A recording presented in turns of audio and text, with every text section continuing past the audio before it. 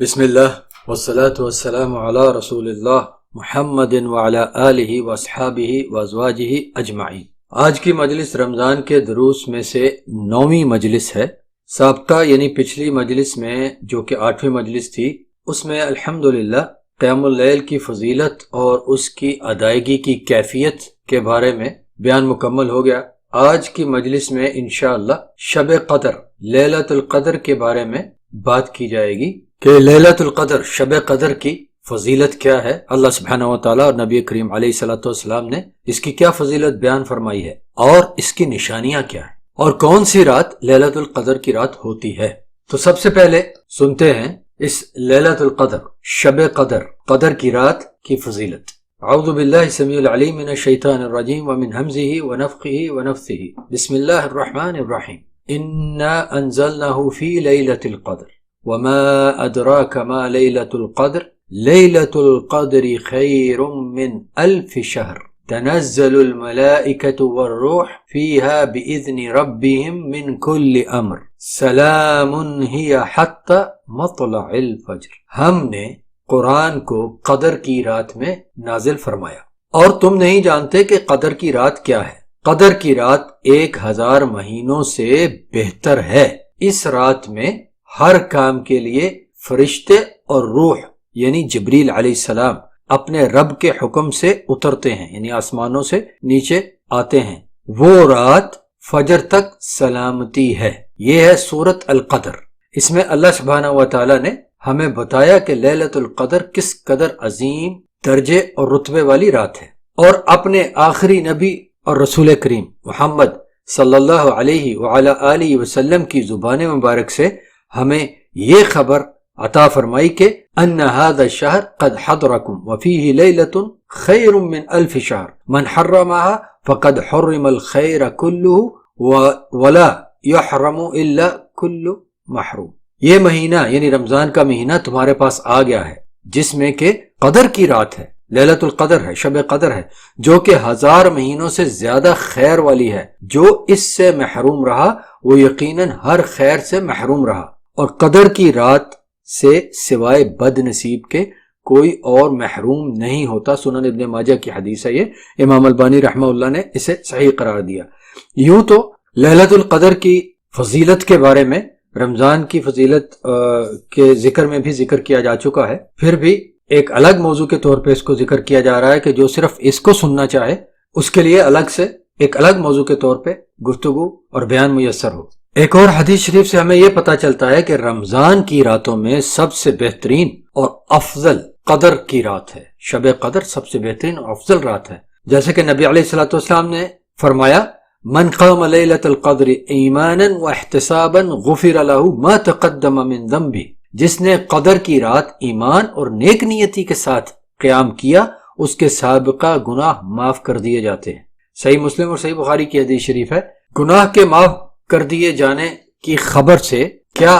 مراد ہوتی ہے، اس کا ذکر پہلے بارہا مختلف مقامات پہ کیا جا چکا ہے۔ مختصراً کہتا چلوں کہ گناہ معاف کر دیے جانے کی اس طرح کی جو خبریں ہمیں ملتی ہیں، ان سے مراد صغیرہ گناہ ہوتے ہیں، اور اس کے ساتھ یہ شرط بھی رکھی گئی ہے کہ جو شخص بڑے گناہوں سے بچتا رہے گا اور ایسے عمل کرے گا جن سے چھوٹے گناہ بخشے جانے کی خبر دی جاتی ہے جن کے بارے میں، تو اس شخص کے لیے یہ امید رکھی جائے گی کہ اس کے چھوٹے گناہ معاف کر دیے جائیں گے۔ اور یہ معاملہ صرف چھوٹے گناہوں کا ہے، بڑے گناہوں کا نہیں، جن میں سب سے پہلے بندوں کے حقوق، مخلوق کے حقوق آتے ہیں۔ تو اس حدیث شریف میں بھی ہمیں یہی بتایا گیا کہ جس نے لیلۃ القدر شب قدر کی رات میں ایمان کے ساتھ، یعنی جس کا ایمان اس کے دل میں کسی قسم کی آلائش کے بغیر ہے، سچا پکا وہ ایمان جو اللہ تبارک و تعالی اور نبی علیہ الصلوۃ والسلام کی تعلیمات کے مطابق ہو، موافق ہو، خود ساختہ عقائد پر مبنی ایمان نہیں، یا خود ساختہ جھوٹے من گڑت قصوں، کہانیوں، حکایتوں، روایتوں کی بنیاد پر اپنائے ہوئے مختلف عقیدوں کے ساتھ ملا جلا ایمان نہیں۔ سچا، صاف ستھرا، خالص ایمان، جس کے دل میں ایسا ایمان ہے اور وہ نیک نیتی کے ساتھ، یعنی اللہ سبحانہ و تعالیٰ کی رضا کے حصول کے لیے فقط اس کی اور کوئی نیت نہ رکھتا ہو، اس صاف ستھری نیت کے ساتھ اگر وہ قیام کرتا ہے تو اس رات میں، لیلۃ القدر میں، شب قدر میں، تو اللہ سبحانہ و تعالیٰ اس کے پچھلے سارے گناہ معاف کر دیتا ہے۔ امام النووی رحمہ اللہ صحیح مسلم کی شرح میں اس حدیث کی تشریح میں لکھتے ہیں کہ ایمان کے ساتھ کا معنی ہے کہ قیام کرنے والا اس بات پر یقین رکھتا ہو کہ اس قیام کی فضیلت حق ہے،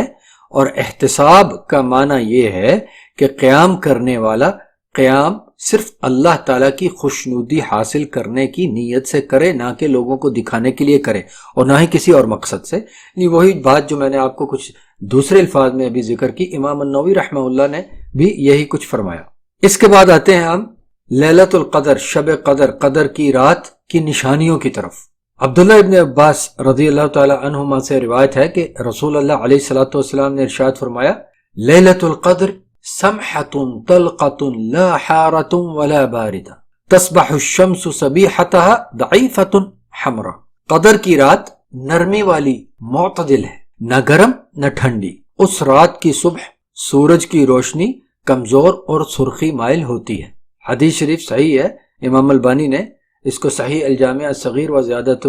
میں ذکر کیا ہے، اور اس کتاب میں اس کا نمبر 5475 ہے، 5475۔ حدیث شریفہ پر خواہ کے اعتراضات اٹھانے والوں میں سے کچھ یہ اعتراض اٹھاتے ہیں کہ لا حارۃ ولا باردہ، نہ گرم نہ ٹھنڈی، یہ کیا بات ہوئی؟ اب جو مسلمان سرد علاقوں میں رہتے ہیں وہاں تو گرمی کا کوئی سوال ہی پیدا نہیں ہوتا، اور جو لوگ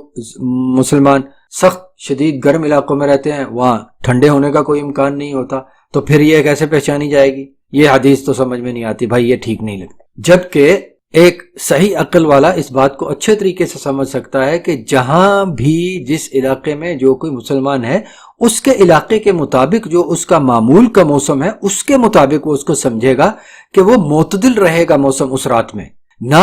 اس علاقے کے گرمی کے مطابق گرمی ہوگی، نہ اس علاقے کی ٹھنڈک کے مطابق ٹھنڈک ہوگی، بلکہ اس علاقے کے موسم کے مطابق جو معتدل درمیانہ سا موسم ہوگا ویسے اس موسم والی وہ رات ہوگی۔ ایک اور روایت جو کہ ابی ابن کعب رضی اللہ تعالیٰ عنہ کے بارے میں ہے کہ انہیں بتایا گیا کہ عبداللہ ابن مسعود رضی اللہ عنہ کہتے ہیں کہ جو شخص پورا سال قیام کرے گا وہ قدر کی رات پا لے گا۔ یعنی یہ ایک یقینی سی بات ہے، پورا سال قیام کرے گا، کوئی نہ کوئی رات اس میں قدر کی ہوگی، وہ اس کو رات مل جائے گی۔ تو ابی ابن کعب رضی اللہ عنہ نے کہا، اللہ کی قسم جس کے علاوہ کوئی سچا معبود نہیں، بے شک قدر کی رات رمضان میں ہے، اور اللہ کی قسم میں نہیں جانتا کہ وہ کون سی رات ہے۔ یعنی مجھے اس بات کا یقینی علم نہیں ہے، میں یقینی دعوے کے ساتھ نہیں کہہ سکتا کہ فلاں ہی رات قدر کی رات ہے، مگر اس کے ساتھ یہ بات بھی ہے کہ جس رات میں قیام کے لیے رسول اللہ علیہ الصلوۃ والسلام نے ہمیں حکم دیا وہ 27ویں رات ہے، اور اس کی نشانی یہ ہے، یعنی قدر کی رات کی نشانی یہ ہے کہ اس کی صبح میں جب سورج طلوع ہوتا ہے تو وہ سفید ہوتا ہے، اس کی کوئی شعاع نہیں ہوتی، یعنی سورج ایک ٹکیا کی صورت میں نکلتا ہے، اس کے ارد گرد کوئی شعاع نہیں ہوتی۔ یہ حدیث شریف صحیح مسلم میں ہے۔ اب ان دو احادیث سے ہمیں شب قدر، لیلۃ القدر کی نشانیوں کا تو پتہ چلا، لیکن اس بات کا اندازہ درستگی کے ساتھ نہیں ہو پاتا کہ کون سی رات لیلۃ القدر ہے، قدر کی رات ہے، شب قدر ہے۔ اب ہم اس کو سمجھتے ہیں انشاءاللہ، اور مکمل اچھے طریقے سے اس کو جانتے ہیں کہ کون سی رات قدر کی رات ہے۔ عبداللہ ابن عباس رضی اللہ تعالیٰ عنہما سے ہی روایت ہے کہ رسول اللہ علیہ الصلوۃ والسلام نے ارشاد فرمایا، التمسوها فی العشر الاواخر من رمضان، شب قدر کو رمضان کے آخری عشرے میں طلب کرو، حاصل کرنے کی کوشش کرو، یعنی آخری 10 راتوں میں۔ لیلۃ القدر فی 9 تبقى فی 7 تبقى فی 5 تبقى، شب قدر 9ویں میں باقی رہے گی، 7ویں میں باقی رہے گی، 5ویں میں باقی رہے گی۔ صحیح بخاری کتاب فضل لیلۃ القدر باب نمبر 3۔ اور ایک دوسری حدیث شریف جو کہ عبادہ بن سامت رضی اللہ تعالیٰ عنہ سے روایت ہے، وہ کہتے ہیں کہ رسول اللہ علیہ الصلوۃ والسلام ہمیں شب قدر کے بارے میں بتانے کے لیے تشریف لائے، تو مسلمانوں سے 2 آدمیوں نے آپس میں بحث کی، یعنی شب قدر کے معاملے میں بحث کی، تو رسول اللہ علیہ الصلوۃ والسلام نے ارشاد فرمایا، خرجت لاخبرکم بلیلۃ القدر فطلع فلان وفلان فرفعت وعسى ان يكون خيرا لكم فالتمسوها في 9 و7 و5۔ میں اس لیے باہر آیا تھا کہ تم لوگوں کو شب قدر کے بارے میں بتاؤں، لیکن فلاں اور فلاں نے جھگڑا کیا، بحث کی، تو شب قدر کو اٹھا لیا گیا، یعنی اس کے بارے میں خبر کو اٹھا لیا گیا، اور امید ہے کہ اس کا اٹھا لیا جانا تم لوگوں کے لیے خیر ہوگا، لہذا تم لوگ شب قدر کو 9ویں، 7ویں اور 5ویں رات میں طلب کرو، یعنی آخری عشرے کی ان راتوں میں شب قدر کو تلاش کرو۔ یہ حدیث بھی اسی صحیح بخاری کے کتاب فضل لیلۃ القدر کے باب نمبر 3 میں ہے۔ اب میرے محترم سامعین، بھائیوں اور بہنوں، اس بات پر تھوڑا غور فرمائیے کہ ابھی جو 2 احادیث ہم نے سنی، ان دونوں احادیث شریفہ میں ہمیں 3 راتوں کے بارے میں یہ خبر دی گئی کہ ان 3 راتوں میں سے کوئی ایک رات شب قدر لیلۃ القدر ہو سکتی ہے، 9ویں رات، 7ویں رات اور 5ویں رات، یعنی رمضان میں سے 29ویں رات، 27ویں رات اور 25ویں رات۔ یاد رکھیے گا کہ یہاں تک ہمیں 3 راتوں کی خبر ملی۔ اب چلتے ہیں اگلی احادیث کی طرف۔ ان میں سے ایک یہ ہے جو ابو ہریرہ رضی اللہ تعالیٰ عنہ نے روایت کی۔ ان کا کہنا ہے کہ رسول اللہ صلی اللہ علیہ وعلی آلہ وسلم نے ارشاد فرمایا، لیلۃ القدر لیلۃ السابعۃ او تاسعۃ وعشرین، شب قدر 27ویں یا 29ویں رات ہے۔ ان الملائکۃ تلک اللیلۃ فی الارض اکثر من عدد الحصى، یقیناً اس رات میں فرشتے زمین پر کنکریوں سے بھی زیادہ تعداد میں موجود ہوتے ہیں۔ حدیث کا درجہ صحت حسن ہے۔ سلسلہ الاحادیث صحیحہ میں حدیث نمبر 2205 میں آپ اس کی مکمل تخریج دیکھ سکتے ہیں۔ تو اس حدیث شریف میں 2 راتوں کا ذکر آ گیا۔ پہلے 2 احادیث شریفہ سے ہمیں 3 راتوں کا پتہ چلا تھا کہ 9ویں، 7ویں اور 5ویں، یعنی 29ویں، 27ویں اور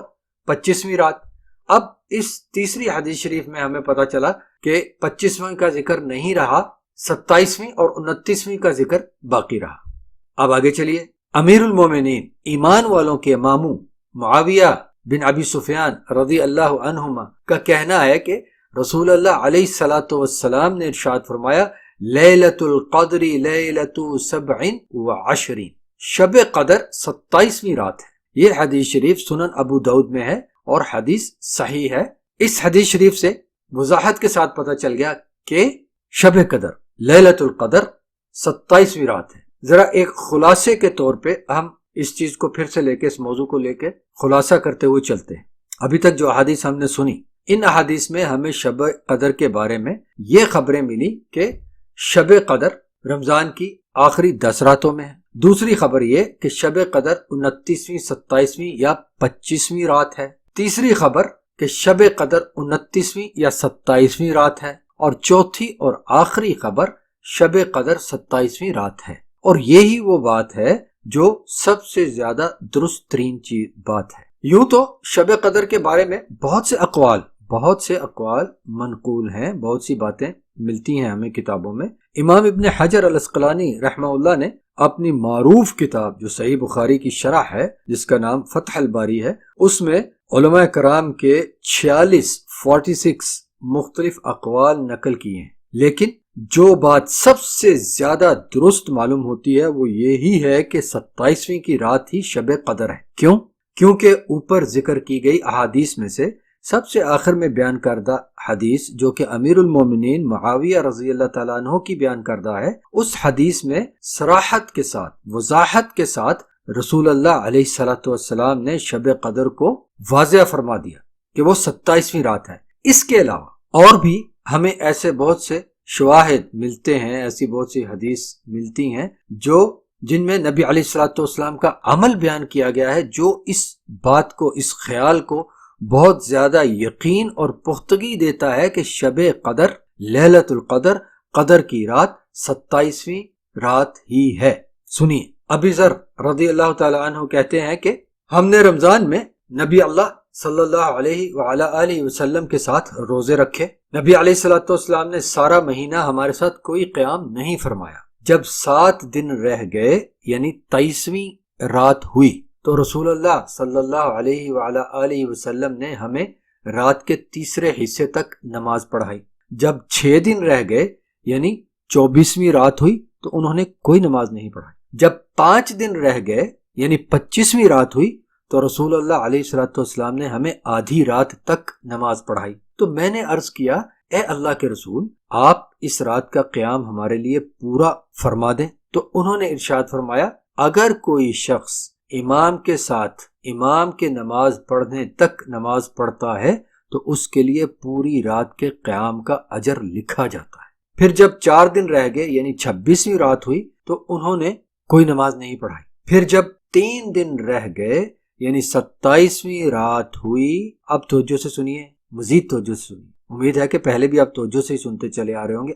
اب ذرا مزید توجہ سے سنیے کہ کیا بتا رہے ہیں۔ اب پھر جب 3 دن رہ گئے یعنی 27ویں رات ہوئی تو رسول اللہ صلی اللہ علیہ وسلم نے اپنے خاندان والوں، اپنی بیگمات اور لوگوں کو اکٹھا کیا اور ہمیں نماز پڑھائی، یہاں تک کہ ہمیں یہ خوف ہونے لگا کہ ہم الفلاح حاصل نہ کر سکیں گے۔ یعنی نماز اتنی طویل ہو گئی کہ صحابہ کو، نماز پڑھنے والے سب صحابہ کو یہ خوف ہونے لگا کہ ہم الفلاح حاصل نہ کر سکیں گے۔ روایت جو کر رہے ہیں ابی ذر رضی اللہ تعالیٰ عنہ سے، وہ کہتے ہیں کہ میں نے ابی ذر رضی اللہ تعالیٰ عنہ سے پوچھا الفلاح کیا ہے، تو انہوں نے کہا سحری کا کھانا، اور پھر ابی ذر نے بتایا، اور اس کے بعد رسول اللہ علیہ الصلوۃ والسلام نے مہینے کے باقی دن ہمیں رات میں کوئی اور نماز نہیں پڑھائی، یعنی 27ویں کی نماز پڑھانے کے بعد اور کوئی نماز نہیں پڑھائی۔ یہاں آگے چلنے سے پہلے بس ایک چیز کی یاد دہانی کرتا چلوں، سحری کے مسائل میں نے بتایا تھا کہ سحری کے کھانے کی کیا کیا فضیلت ہے اور کیا اہمیت ہے۔ اب دیکھیے یہاں سے صحابہ کے مطابق ان کا فہم دیکھیے کہ ان کے ہاں سحری کے کھانے کا نام ہی الفلاح یعنی خیر، خصوصی خیر رکھا گیا ہوا تھا، اور وہ سحری کے کھانے کو ہماری طرح سحری نہیں کہتے تھے یا سحور نہیں کہتے تھے، بلکہ الفلاح کا نام دیا گیا تھا، یعنی وہ ہے ہی خیر۔ اس حدیث شریف میں ابی ذر رضی اللہ تعالیٰ عنہ کی بیان کردہ اس حدیث شریف میں ہمیں بڑی وضاحت سے نبی علیہ الصلوۃ والسلام کے عمل کا پتہ چلا کہ انہوں نے کس طریقے درجہ بدرجہ کن کن راتوں میں قیام فرمایا، اور کس رات میں سب سے زیادہ طویل قیام فرمایا اور خصوصی اہتمام کے ساتھ قیام فرمایا، اور خاص طور پہ اپنے رشتہ داروں اور بیگمات کو اس میں شامل کیا۔ اس کا مطلب ہمیں صاف سمجھ میں آ گیا نبی علیہ الصلوۃ والسلام کے اس عمل سے کہ وہ جب 27ویں کی رات میں انہوں نے یہ کام کیے تو وہ یقینی طور پہ اس بات کی بہت زیادہ اچھے طریقے سے خبر اور علم رکھتے تھے کہ یہی رات شب قدر ہے۔ جو سامعین، میرے جو بھائی بہن اس حدیث شریف کے بارے میں، اس کی صحت کے بارے میں تحقیق و تخریج جاننا چاہیں، وہ امام البانی رحمہ اللہ کی کتاب صلاۃ التراویح کے صفحہ نمبر 15 کو دیکھ لیں، یا ان کی کتاب الارواء الغلیل میں حدیث نمبر 447 میں دیکھ لیں، مکمل تخریج مل جائے گی، حدیث شریف صحیح ہے۔ تو میرے محترم سامعین، بھائیوں اور بہنوں، ابھی تک جو آپ کو حدیث سنائی ہیں ان کے ذریعے ہمیں یہ وضاحت حاصل ہو جاتی ہے کہ شب قدر 27ویں کی رات ہے، اور اس میں خاص طور پر اور دیگر راتوں میں عام طور پر ہماری عبادت کیا اور کیسی ہونی چاہیے۔ قیام اللیل میں یعنی سابقہ مجلس میں صحیح احادیث کی روشنی میں اس بات کو مختصر طور پہ بیان کیا جا چکا ہے، اور